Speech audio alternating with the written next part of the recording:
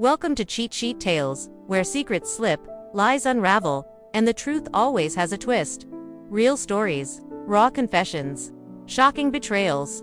Drop a comment if you've ever caught a red flag too late. Now, let's get into today's tale. I was staring at my computer monitor when the announcement came through. Tessa Carrion, our 23-year-old summer intern, who'd been with the company for exactly 11 weeks, was receiving the quarterly performance bonus.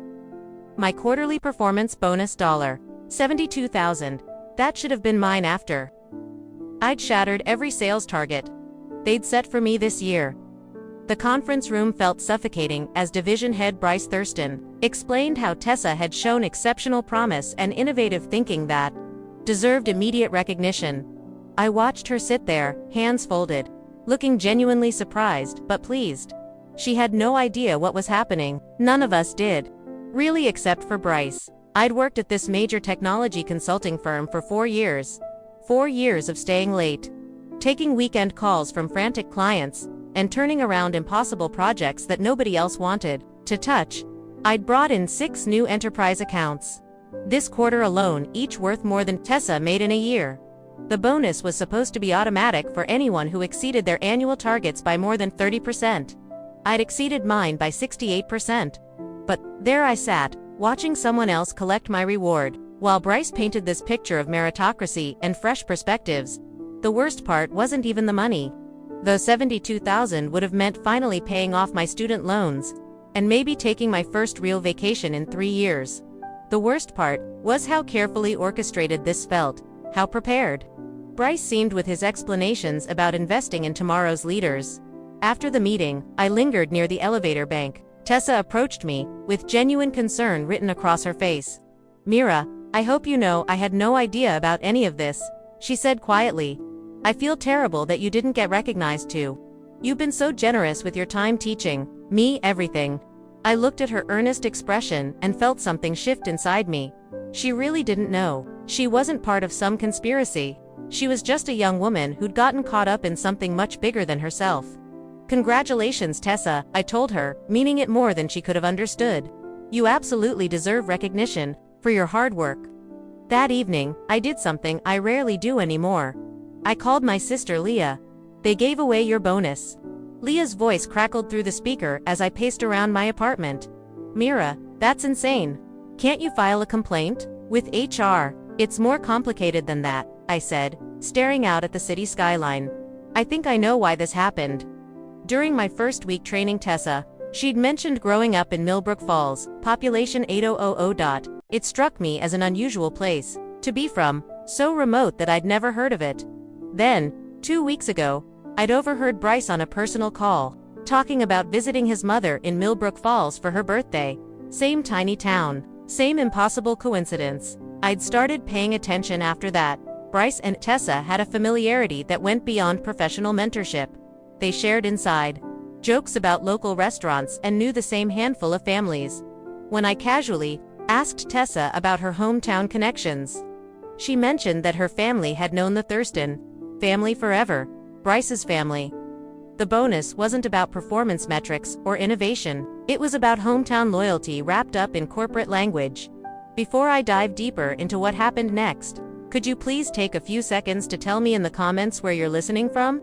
Because I want to know where my story is reaching people who understand what it feels like to work so hard, only to watch connections matter more than competence. And please like, subscribe, and hit the bell notification, because this story gets so much more intense, and I promise, you've never heard anything like what I did next. The thing about discovering favoritism is that it changes how you see everything. Every interaction, every decision, every casual conversation, suddenly has layers you missed before. I spent the next few days watching Bryce and Tessa together, and the patterns became impossible to ignore. He gave her the easiest client accounts to manage. He praised her for suggestions that other team members had made weeks earlier. He shielded her from the demanding customers and complex technical challenges that the rest of us handled routinely. She was being set up to succeed in ways she couldn't even recognize. But here's what Bryce didn't anticipate. I'm not someone who explodes when I'm angry. I don't storm into HR offices or send company-wide emails exposing unfairness. I've learned that the most devastating responses often look like Kindness from the outside. I started with Tessa herself. I've been thinking about your development. I told her the following Monday, perching on the edge of her workspace.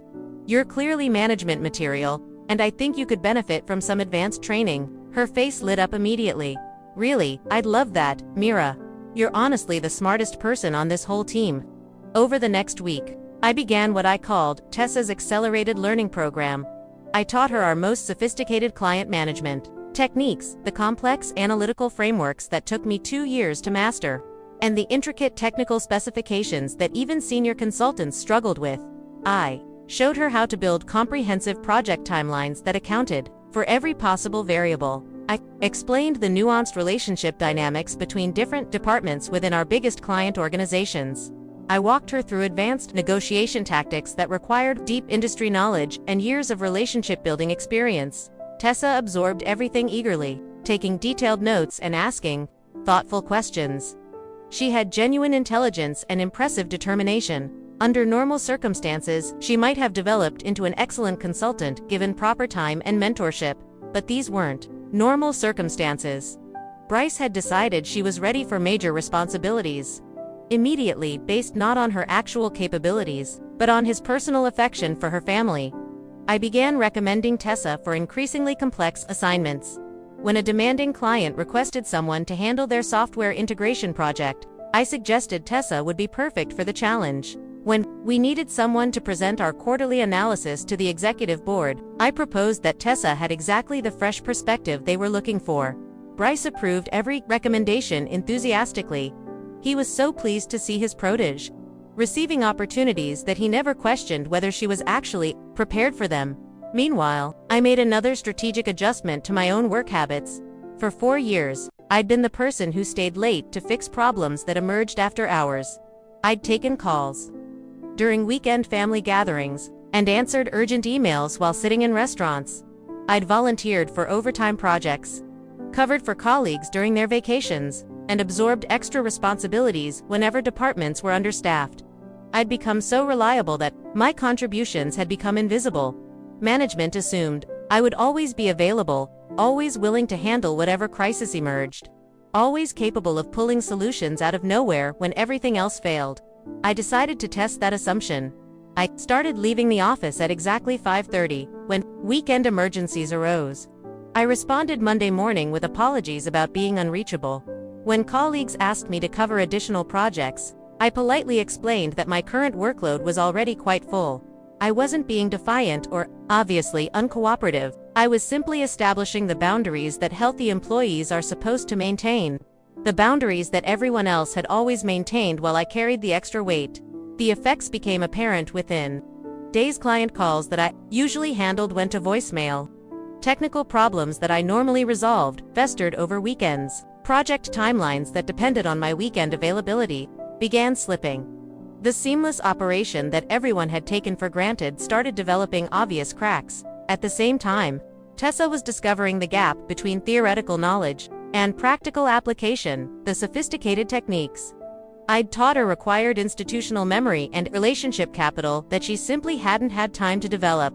The complex projects she'd been assigned demanded judgment calls that only came from experience she didn't possess. Her presentations began showing strain. She could articulate the frameworks I'd taught her, but she struggled to adapt them when clients asked unexpected questions. She understood the analytical models conceptually, but she couldn't troubleshoot when the data didn't fit standard patterns. I watched this unfold with careful attention but no intervention. When Tessa approached me, looking overwhelmed, I offered encouraging words and general support. When she asked for specific help with particular challenges, I reminded her that learning to solve difficult problems independently was an essential skill for senior consultants. "You're incredibly capable, Tessa," I told her sincerely. "I have complete confidence that you'll figure out the best approach." "Difficult," he stammered. "Can we discuss what it would take to retain you? I'm sure we can address any concerns you might have about compensation or advancement opportunities." I handed him the resignation letter with a genuine smile. "I'm grateful for everything I've learned here, Bryce. This decision isn't about dissatisfaction. Sometimes, new challenges just align perfectly with your professional goals." He opened the letter immediately, scanning it with growing panic.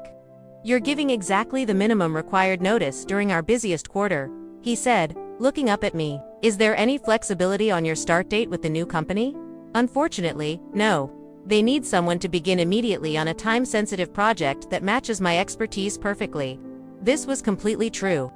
Apex Strategic Solutions had a major client implementation beginning in 3 weeks that required exactly my skill set.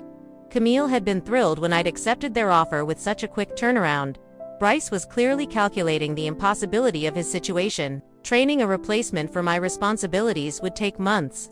Assuming he could find someone with comparable experience willing to work at my current salary level, the ongoing client crisis needed immediate attention from someone who understood both the technical requirements and the relationship dynamics involved.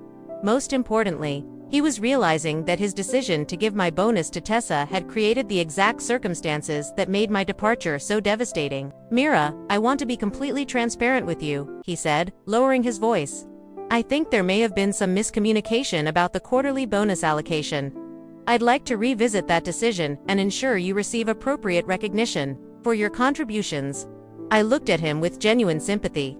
Bryce, I truly appreciate that gesture, but my decision isn't connected to the bonus situation. Tessa absolutely deserved that recognition, and I'm happy she received it. This was the moment I'd been waiting for. The moment when he would understand that his attempt to fix the money wouldn't repair the underlying problem. Sometimes the best opportunities come from unexpected timing, I continued. I'm actually grateful that everything worked out exactly as it did.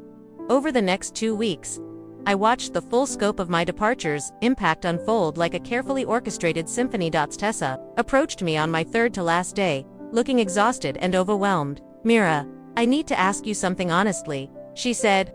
Did you know this would happen when you started teaching me those advanced techniques?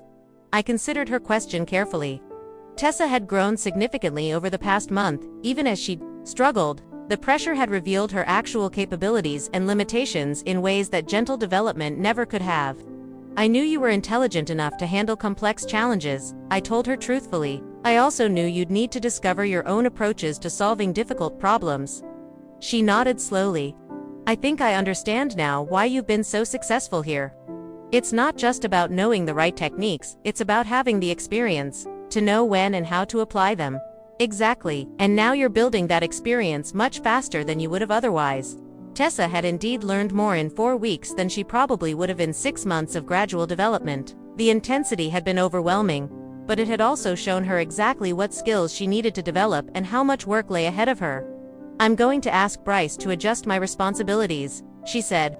I think I was promoted too quickly, and I want to make sure I'm actually ready before I take on anything this complex again. I felt genuine pride watching her take ownership of her development. She'd transformed from someone who didn't know what she didn't know into someone who could accurately assess her own capabilities. That sounds like excellent judgment, I told her. Meanwhile, the operational impacts of my departure were becoming impossible to ignore. The client who'd been waiting for their software integration solution had threatened to terminate their contract unless they received immediate resolution. The executive board presentation that Tessa had been assigned was postponed twice because nobody else could compile the necessary analysis in time. Most significantly, 3 other senior consultants had approached Bryce requesting salary discussions. My departure had prompted them to evaluate their own compensation and workload balance. They'd started wondering why they'd been accepting below-market salaries while handling above-average responsibilities. Bryce found himself facing not just the loss of his most productive team member, but a potential exodus of experienced staff who were suddenly questioning the department's compensation structure. On my final Friday, Bryce requested a private meeting. Mira, I want you to know that I recognize the mistakes I made, he said. The bonus decision was influenced by factors that shouldn't have been relevant. You deserved that recognition, and I let personal considerations cloud my professional judgment. I appreciated his honesty more than he probably realized. I respect you for acknowledging that, Bryce. Those kinds of decisions are difficult, and I understand the pressures you face. Is there anything I can do to change your mind about leaving? He asked. A counteroffer. Additional responsibilities. A commitment to more transparent recognition processes.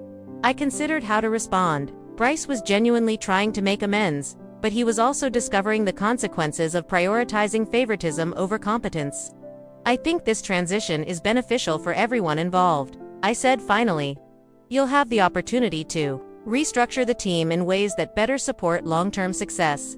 Tessa will be able to develop her skills at a more sustainable pace, and I'll be taking on challenges that align perfectly with my professional goals.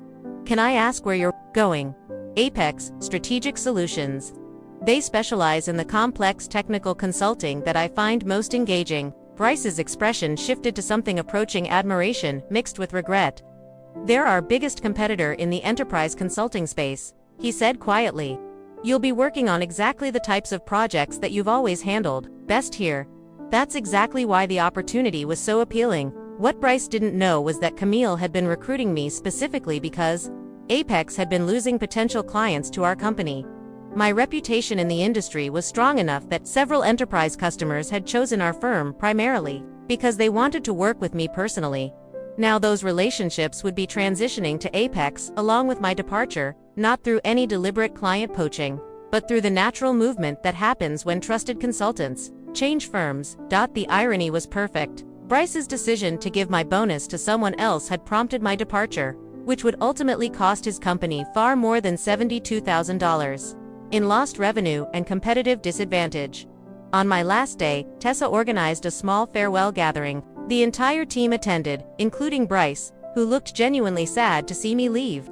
Celine has been the backbone of this department, he announced to the group. Her professionalism, expertise, and mentorship have contributed to every success we've achieved over the past 4 years. I looked around the room at colleagues who had become friends, at Tessa, who had grown so much in such a short time, and at Bryce, who was finally understanding the cost of his choices. Thank you all for making this such a meaningful experience, I said. I'm excited to see how everyone continues growing and achieving amazing things. 3 months later, I received a LinkedIn message from Tessa.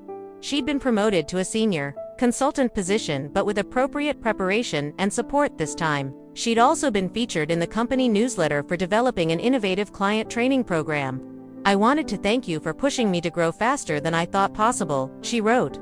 I know those weeks were overwhelming, but I learned more about myself and my capabilities than I would have in years of gradual development. I hope we can collaborate again someday. Bryce had reached out as well, asking if I'd be willing to provide consulting services for specific projects, where our expertise might complement each other. His department had recovered from my departure, but they'd restructured their approach to talent development and compensation to prevent similar situations. As for me, Apex Strategic Solutions exceeded every expectation I'd had. The work was intellectually stimulating. The culture genuinely supported professional growth, and the compensation reflected the value I brought to complex client challenges. Most importantly, I'd learned something crucial about my own worth. For years, I'd been so focused on proving myself through extra effort and uncomplaining reliability that I'd become undervalued and taken for granted. The bonus situation had forced me to recognize that my contributions were significant enough to command respect and appropriate recognition. The revenge wasn't about destroying anyone or causing permanent damage. It was about stepping away from a situation where my value wasn't recognized and allowing natural consequences to demonstrate what that value actually was. Bryce learned that favoritism creates exactly the kind of instability that strong performers won't tolerate. Tessa learned to assess her own readiness before accepting responsibilities beyond her current capabilities. The department learned to structure compensation and recognition systems that actually reflected merit rather than personal relationships. I learned that sometimes the most powerful response to unfairness isn't fighting against it, but simply refusing to enable it anymore. The $72,000 bonus that started this whole situation turned out to be the cheapest lesson Bryce's department ever received about the cost of losing their most valuable contributors. And honestly, watching everything unfold exactly as I'd anticipated was more satisfying than any amount of money could have been. If this story resonated with you, if you've ever felt undervalued or overlooked despite your contributions, please hit the like button and share your own experiences in the comments. Sometimes we need to hear that other people understand what it feels like to watch connections matter more than competence. Subscribe for more stories about finding your worth and refusing to accept less than you deserve. Because your value doesn't depend on other people recognizing it. You get to decide when enough is enough.